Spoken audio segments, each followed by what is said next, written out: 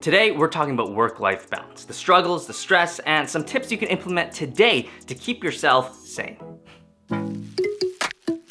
Hey everyone, I'm Jensen Tung, filmmaker and entrepreneur. I create YouTube videos on self-improvement, entrepreneurship, and personal finance, in addition to running several companies on the side. Nowadays, with technology and remote work, it's harder than ever for young professionals to separate work from their personal lives, and it's taking a toll on people, including myself. With that, I'm going to answer some questions on my experiences balancing work and life, and share with you some lessons I've learned along the way.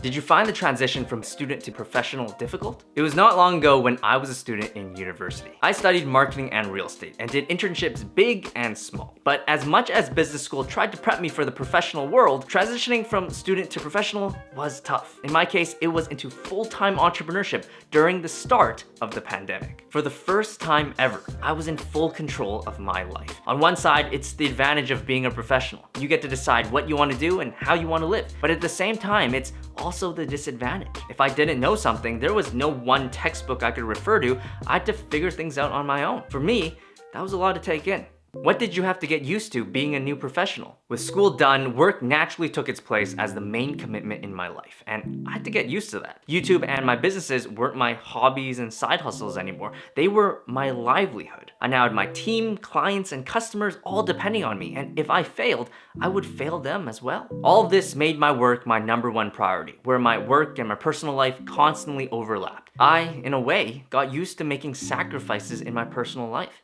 I neglected my health, my social life, and it unfortunately led to a lot of moments of anxiety and stress. After a while, I realized that maybe life shouldn't just be about work. And so since then, achieving work-life balance has been a major focus of mine.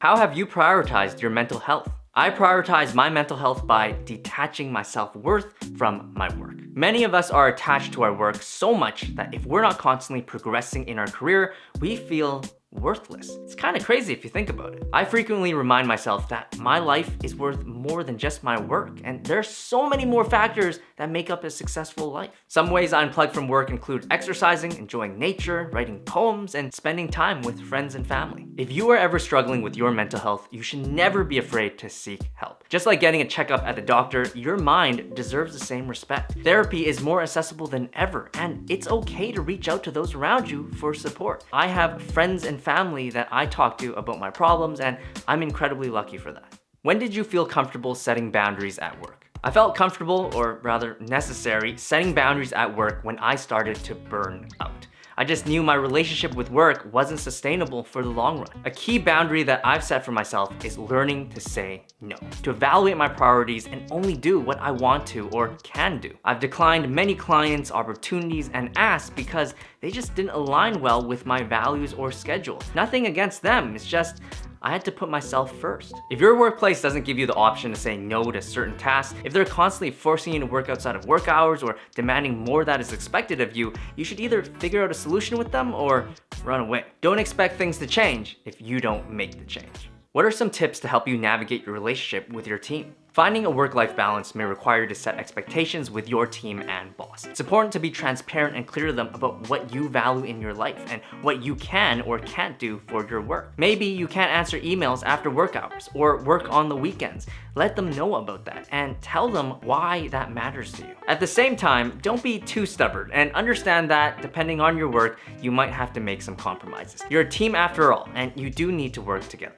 Find that balance. When interviewing with companies, what questions should you ask about work-life balance? Some good questions you can ask are, what would a typical day look like in this role? Can you tell me about the company culture? What type of person would work best here? What benefits do you have that focus on work-life balance? Don't be afraid to ask these type of questions. They most likely would have put some thought into their work-life balance and even be delighted to promote it. Another great way to learn about a company's work-life balance is to ask those that work there prior to an interview. I've used LinkedIn to reach out to employees at companies I was interested in working at and ask them about their experiences working there. Not only do you get more authentic answers, but you might even make a new connection that will help you land your job. Any parting advice? I'd like to leave you with a perspective that helps remind me about the importance of work-life balance, and that is to view all areas of your life as investments. Most of us view our work and career as an investment. We invest time into our work to later receive money, status, etc. Usually the reward from work is very tangible and measurable, like dollars, which lets us know that it's worth investing in. However, we don't often treat our other life areas the same.